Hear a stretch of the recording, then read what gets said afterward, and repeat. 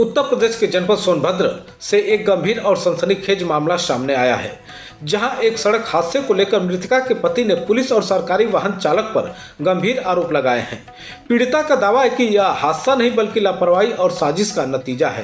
पूरा मामला जनपद सोनभद्र के घोरावल थाना क्षेत्र में 26 जनवरी 2026 को हुए एक दर्दनाक सड़क हादसे में एक महिला की मौत हो गई। मृतका के पति कमलेश सिंह निवासी ग्राम दुरावल खुर्द ने पुलिस अधीक्षक सोनभद्र को प्रार्थना पत्र सौंपकर मामले की निष्पक्ष जांच कराने की मांग की है। पीड़ित के अनुसार घटना के समय उनकी पत्नी सड़क किनारे खड़ी थी, तभी सीओ की सरकारी वाहन संख्या यूपी 70 AG 8177 के चालक ने लापरवाही से वाहन चलाते हुए जोरदार टक्कर मार दी, जिससे महिला गंभीर रूप से घायल हो गई और बाद में उसकी मौत हो गई। पीड़ित का आरोप है कि हादसे के बाद सरकारी वाहन को मौके से हटा दिया गया। मामले को अज्ञात ट्रक से टक्कर दिखाया गया, जबकि प्रत्यक्षदर्शियों का कहना है कि दुर्घटना सरकारी वाहन से हुई थी। इतना ही नहीं, पीड़ित ने आरोप लगाया कि पुलिस ने गलत धाराओं में मुकदमा दर्ज किया, साक्ष्यों के साथ छेड़छाड़ की गई। यही बात है जो सत्य है। सीओ पिपरी की गाड़ी से जो है तेज रफ्तार में चला वो जा रही थी और टक्कर मारते हुए जाकर के खाई में गिरी, उससे मेरी पत्नी की मौत हो गई। अब तक प्रशासनिक स्तर से क्या कार्रवाई की गई है? कुछ कार्रवाई नहीं हुई है और हर तरीके का मुझे दबाव वहाँ पे दिया गया था, जो मुझे सादे कागज़ पे सिग्नेचर करा के और रख लिए। अब वो FIR में वो क्या लिखे क्या नहीं लिखे मुझे पता नहीं। आप क्या मांग करेंगे? मांग अब जो मांग तो मेरी हमारे मांगने से तो कुछ होगा ना, जो सरकार को जो शिक्षा हो। और तो हमारा परिवार चला ही गया, एक मेरा लड़का विकलांग है। अब हमारा समाज जो मांग जो हम समाज के साथ हैं, जो समाज कहेगा वो मानेंगे। जिसकी मौत हुई है एक्सीडेंट में जी, उससे आपके क्या संबंध है? मेरी पत्नी थी जी, क्या नाम था? अस्पताली देवी। पीड़ित पति कमलेश सिंह ने कहा, मेरी पत्नी की मौत लापरवाही से नहीं हुई, लेकिन पुलिस सच्चाई दबाने की कोशिश कर रही है। मुझे सिर्फ न्याय चाहिए। बता दें कि इसी क्रम में मामले की जानकारी मिलते ही आज मंगलवार को सरदार सेना टीम और जनहित संकल्प पार्टी के राष्ट्रीय अध्यक्ष डॉक्टर RS पटेल अपने सैकड़ों कार्यकर्ताओं के साथ पीड़ित परिवार से मिलने पहुंचे। डॉक्टर RS पटेल ने पीड़ित परिवार से मुलाकात कर पूरे घटनाक्रम की जानकारी ली और उन्हें आश्वासन दिया कि सरदार सेना और जनहित संकल्प पार्टी पीड़ित परिवार के साथ अंतिम न्याय तक की लड़ाई लड़ेगी।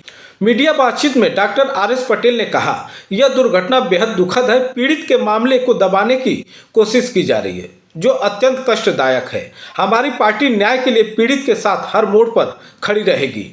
अब सवाल यही नहीं, अब सबसे बड़ा सवाल यह है कि क्या प्रशासन इस गंभीर आरोप वाले मामले को निष्पक्ष कार्रवाई करेगा और क्या पीड़ित परिवार को इंसाफ मिल पाएगा। देखें ये रिपोर्ट। जो हादसा हुआ है वो छोटे भाई की पत्नी थी हमारी। जी, क्या हुआ? अब तक क्या कार्रवाई हुई प्रशासन? कार्रवाई सर कुछ नहीं हुआ। 3 घंटे तक तो हमने सीओ ओबरा से बातचीत की, लेकिन कोई हल नहीं निकाले सर। वो बार बार धमकी पुलिस वाले दे रहे हैं, जबकि मैं SP साहब के यहाँ भी गया था, लेकिन वहाँ भी कोई सुनवाई नहीं हुई। इस मामले को बराबर दबाया जा रहा है सर। उत्तर प्रदेश की योगी सरकार से क्या मांग करेंगे? मांग यही करेंगे सर कि जो निष्पक्ष हो, जो सही हो। जैसे CO की गाड़ी ने टक्कर मार करके उनकी मृत्यु हुई है, तो जो साफ है सही है वही सर मांग है हमारी। और एक लड़का जो है 80% विकलांग है सर, कहीं तो कम से कम इसकी उसको जो है एक नौकरी दी जाए और जो सहायता है वो दिया जाए हमें। कहीं इसकी आपने शिकायत दर्ज कराई है? शिकायत तो सर हमने जिलाधिकारी महोदय सोनभद्र और पुलिस अधीक्षक महोदय सोनभद्र को दिया है। अब तक क्या आश्वासन मिला है? आश्वासन क्या दे रहे हैं सर? इस मामले को दबाया जा रहा है, कोई आश्वासन नहीं। मामला यहाँ पुलिस के द्वारा अपने बचाव के लिए कानून को तोड़ मरोड़ करके एक गरीब को अन्याय की बलवेदी पर चढ़ा देने का है। मामला है CO साहब की गाड़ी से एक गरीब महिला का दुर्घटना होता है, मृत्यु होती है, लेकिन अपने कुकृत्य को छुपाने के लिए अज्ञात वाहन के खिलाफ मुकदमा पंजीकृत करके इस परिवार के ऊपर जोर ज़बरदस्ती पुलिसिया दबाव दे करके मामले को दबाना चाहते हैं। आपका संगठन इन पीड़ित परिवार के साथ कब तक खड़ा रहेगा? हमारा संगठन इस पीड़ित परिवार ही नहीं समाज के हर शोषित पीड़ित परिवार के साथ न्याय के अंतिम पावदान तक खड़ा मिलेगा। ये घोरावल विधानसभा में आता है और हमारे बहुत ही मजबूत साथी घोरावल विधानसभा के प्रभारी जनहित संकल्प पार्टी के डॉक्टर अरविंद जी ने हमारे राष्ट्रीय अध्यक्ष जी को सूचना दिया था, जो हमारे सरदार सेना चीफ हैं और जनहित संकल्प पार्टी के राष्ट्रीय अध्यक्ष डॉक्टर RS पटेल जी को। इस घटना के बारे में कई दिन से वो चर्चा मुझसे कर रहे थे। मैंने कहा कि राष्ट्रीय अध्यक्ष जी के संज्ञान में डालता हूँ ये बात, और अरविंद जी ने भी टेलीफोनिक वार्ता किया था उनसे। तो आदरणीय राष्ट्रीय अध्यक्ष जी ने आज का समय दिया था, शाम को मैं पहुँच रहा हूँ घोरावल। उस क्रम में हम यहाँ आए। जो पीड़ित ने अभी बताया वो काफ़ी दुखी हैं, चूँकि CO के क्षेत्राधिकारी के गाड़ी से एक्सीडेंट हुआ है और तेज़ रफ्तार में गाड़ी जा रही थी और उससे एक्सीडेंट हुआ, रास्ते में ले जाकर उनकी मृत्यु हो गई। और पुलिस वाले, चूँकि पुलिस का मामला है तो वो कानून किसी के ऊपर बराबर है, उनके ऊपर भी वही FIR होना चाहिए जो आम गाड़ियों से होता है। ठीक है, यहाँ पे सरदार सेना इनको न्याय दिलाएगी, उचित रूप से न्याय दिलाएगी। ये अपने आप में एक बहुत ही बड़ा पुलिस प्रशासन की लापरवाही का मामला है। जब गाड़ी ने एक्सीडेंट किया तो ये किस प्रकार से कह सकते हैं कि ये अज्ञात वाहन था? और ये हमको पीड़ित परिवार से द्वारा हमको ये मालूम चलता है कि ये कह रहे हैं कि गाड़ी का इंश्योरेंस नहीं होता है। उससे हमको किस बात का मतलब है?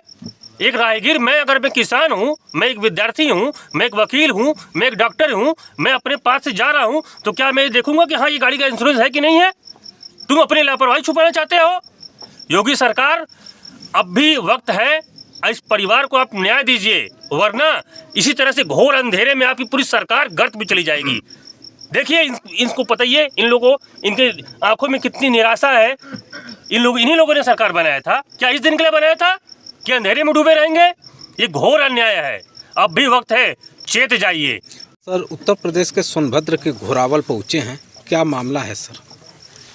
सबसे पहले आपका बहुत बहुत धन्यवाद।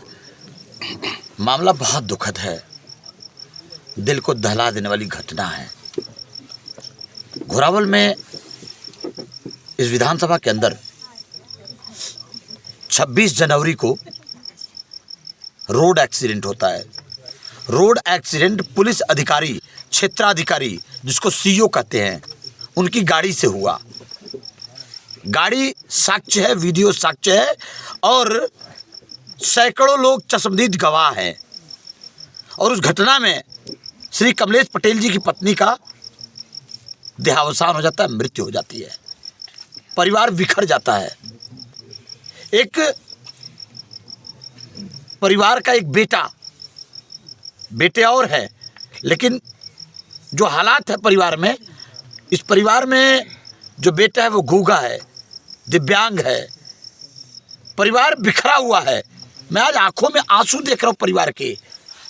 मैंने जब यहाँ घर आकर के आज वार्ता किया, हमारे जनहित संकल्प पार्टी के विधानसभा के प्रभारी डॉक्टर अरविंद पटेल जी द्वारा लगातार बताया गया कि सर यहाँ आने से आपके तभी न्याय मिल पाएगा। और आज यहाँ सैकड़ों लोग गांव में इकट्ठा है इतनी रात को। सिर्फ बात इतना है कि पुलिस अधिकारी के गाड़ी से ये जो दुर्दांत अपराध हुआ है, एक्सीडेंट हुआ है, आप इतने नशे में हो कि रोड के किनारे चल रही महिला रौंद दी जा रही है आपकी गाड़ी से, और रौंदने के बाद, मौत के बाद आप परिवार पर दबाव बना रहे हो, आप परिवार को समझौता करने का दबाव बना रहे हो, आप परिवार को चुप रहने का दबाव बना रहे हो, आप उनका बोलती बंद कर रहे हो। बोलती तो समाज आपका बंद करेगा। बस कल जल्द से जल्द हमारे संगठन के लोग प्रशासन से मिलकर तत्काल सीमित समय के अंदर कार्रवाई की मांग करेंगे। अन्यथा की स्थिति में इनसे जवाब लेने हजारों लोग रावड़गंज मुख्यालय पर पहुंचेंगे। वो तय करेंगे हम समय, लेकिन आज परिवार का दर्द देखा नहीं जा रहा। न्याय के लिए, पीड़ित परिवार के न्याय के लिए आगे की आपकी क्या गतिविधि रहेगी? जब तक पीड़ित परिवार को प्राकृतिक न्याय नहीं मिल जाता, नैसर्गिक न्याय नहीं मिल जाता, तब तक पीड़ित परिवार के साथ ये संगठन और हमारे समाज के लोग, तमाम संगठन के लोग मिलकर हम सब लोग खड़ा रहेंगे। जैसा कि पीड़ित परिवार का कहना है कि पुलिस द्वारा सादे कागज पर हमसे सिग्नेचर ले लिया गया और हम लोग को थाने से भगा दिया गया, किसको दोषी मानते हैं? मैंने अभी एक बात कहा कि अपराध है, पुलिस के लोगों ने अपराध किया है, न्याय के जो रक्षक हैं वही न्याय के भक्षक हो जाएं, उसका सीधा साधा उदाहरण ये सोनभद्र में है। श्री कमलेश पटेल जी की पत्नी की गैर इरादतन हत्या है ये, और पुलिस जो अपनी नाकामी छिपा रही है, सीओ की गाड़ी से जो दुर्घटना हुआ है वो जो नाकामी छिपा रहे हैं। हम परिवार को कम से कम 1 करोड़ आर्थिक सहायता, परिवार के बीच में, पीड़ित परिवार के बीच से 1 अदद नौकरी, परिवार के लिए छत और परिवार के लिए एग्रीकल्चर लैंड की मांग करते हैं। हम भूमि की मांग करते हैं।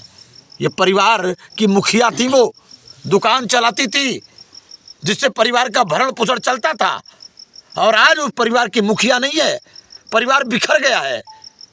और ऐसी परिस्थिति में अगर प्रशासन ने जो लीपापोती करने का काम किया है, अगर अगले समय जो हम लोग कल टाइम देंगे वो टाइम टेन्योर के अंदर प्रशासन ने कार्रवाई पूरा नहीं किया तो रॉबर्ट्सगंज नजीर बनेगा। ये सरदार सैनिक और हमारे समाज के लोग, पिछड़े समाज के लोग मिलकर के महापंचायत करेंगे और नजीर बनाएंगे। उस दिन प्रशासन को न्याय देना पड़ेगा। हम न्याय मांगते नहीं हैं, हम न्याय लेते हैं, न्याय लेके रहेंगे।